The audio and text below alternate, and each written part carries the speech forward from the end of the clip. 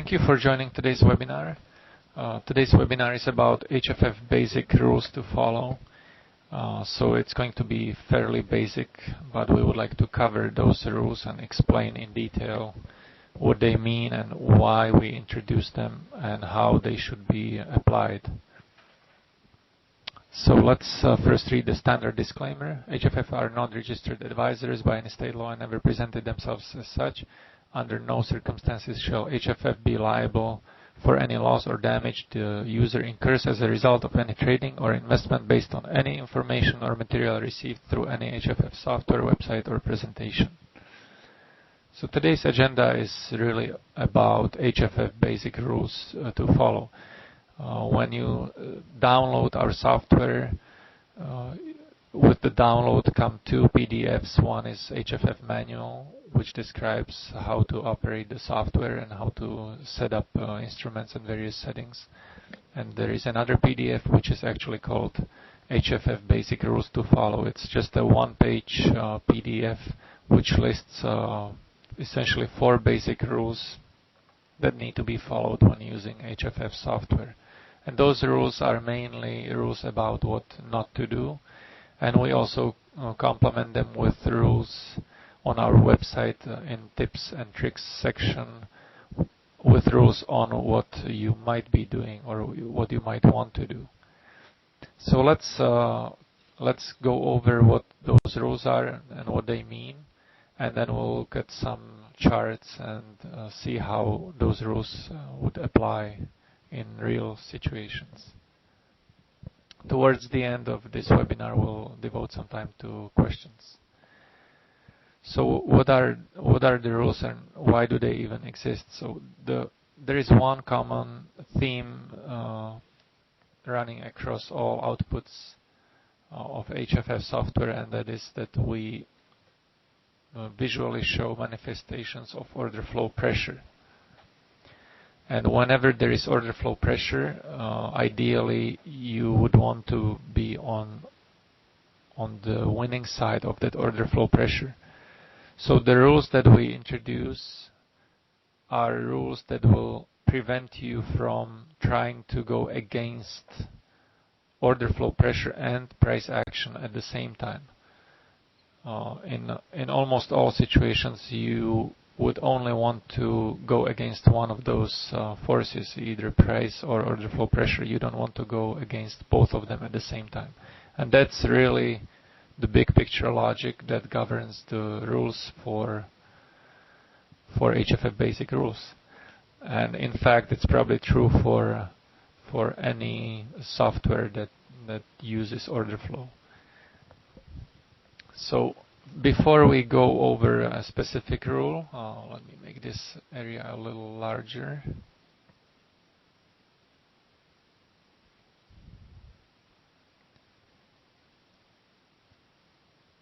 Let's define what some of the terms that we have in those rules mean.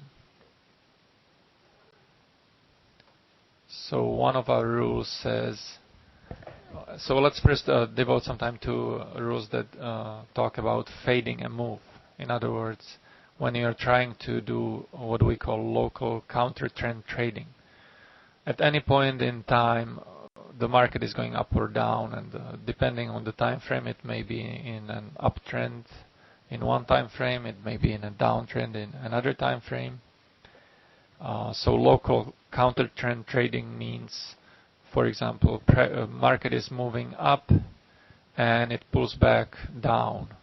So technically speaking, on a smaller time scale, the market is in a downtrend, but in a bigger time scale, the market is in an uptrend. So when you are trying to then go long in this situation, you are trying to go with the big trend and you are going against the small time frame trend, which is why we call it local counter-trend trading, because locally you are going against the trend, but big picture you are going with a bigger time frame trend. That's just one of the situations that may arise. So one basic rule about what not to do is do not enter a long position near a local low below a price which had and now it says positive algorithmic bid volume, or it may be a localized short delta divergence, or more generally any order flow pressure to the downside. So what we do not want to do is go long below a point in price where there was order flow pressure to the downside, because if we were to do that, then we would be going against price going down and against order flow pressure pointing downward. So we would be actually trying to fade two forces at the same time, and that's not advisable in most situations. So in this rule we also have a term which is called local low, which loosely speaking just means a price pulling back from a previous higher level. So when we look at a chart, for example, this is a chart of yesterday's crude oil, so that's from Wednesday, June 4th. Price went first up, and then certain interesting order flow events happened. Then there was crude oil inventory report, and then price started going down. So, for example, in this situation, this is a prime example of what not to do. Is price starts going down with momentum, and this localized short delta divergence is created right at 103.03. Right at that point, or just a few seconds or minutes after, it is not advisable to go long anywhere below this point, because price is going down and at the same time order flow pressure is pointing to the downside, which is this localized short delta divergence. So if you used our rules, you would never go long underneath this price, because that's the first rule. And so you would not get into a losing long trade in this situation. So that's just one of the basic rules of what not to do. Similarly,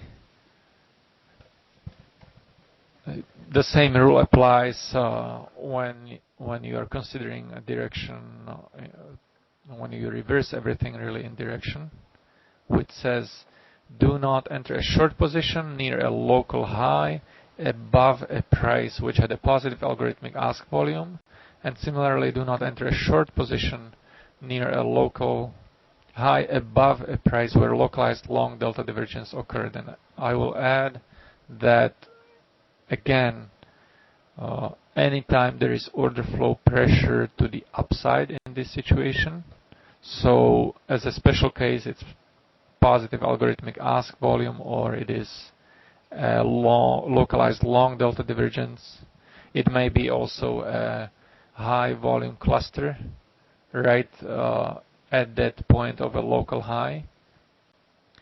Then you don't want to be fighting those two forces at the same time, which means price going up and order flow pressure pointing upward. So in this regard, for example, from yesterday's price action again, we had these few attempts to go to a 103.50 area really in crude oil. First time price got within 5 ticks of it. That was still early morning. Then there was another attempt which only breached it by 2 ticks, this previous pivot high. Interestingly, there was algo ask volume right here at 103.44. I may show that later. Price pulling back again. Then another attempt here which failed, and another maybe, and then finally price breaks through and this localized long delta divergence is created. Per this second rule that I just read, which is fading a move, local counter trend trading, do not enter a short position near a local high above a price which had a positive algorithmic ask volume or localized long delta divergence. If you applied that rule, you would not be shorting above this area, which is 103.49. You would not be shorting immediately here. Although, big picture, if you actually shorted here and with a sufficiently large stop, obviously that trade would have worked out, but that's not the way to do it. There are other ways to get into a short here, which I might show later how you could have actually shorted this area successfully. But based on our rules, when you are right above this point, soon after this localized long delta divergence was created, the basic rule tells you not to short above 103.49. If anything, you should be shorting below 103.49 because you want one of the things, or the flow pressure or price, to be with you. Ideally, you want both to be with you, but sometimes it's not even possible to do that unless there is a good continuation signal, which we might look at later too. So that's the second rule, really, again, applied even to yesterday's situation, where if you try to short right here, you would immediately be down in the trade, and total heat in this trade would have been 18 ticks. And also considering that right around this time there was a crude oil inventory report, this obviously could have spiked up much more. So 17 ticks is not too much in this case, but still, for almost 40 minutes, the price just spent time above this localized long delta divergence. So really, if you violated the rule, for all this time you would have been in a losing trade just by not following the basic rule of what not to do. So that's the other rule reversed. So first we had don't go long just below a short delta divergence in a local low. This is the same with direction reversed to the upside. So don't go short above a localized long delta divergence. It could just as well be algorithmic ask volume right around this price, and you should not be shorting above that level. It could also be another order flow situation, such as a cluster of high volume nodes created in a tight area, which signifies order flow fight, and you don't want to be on the losing side of that order flow fight, at least not in the near future after it happens. So that was the second basic rule. And again, local high in this situation, it's a term that we like to use, means price has gone up from a previous lower level in the past few minutes. It could be even hours, depending on the time frame. So again, in this situation, when we were going to this 103.50 area, as we created this localized long delta divergence, price was going up locally. Although in this case, in fact, also for the entire day, the price was going up.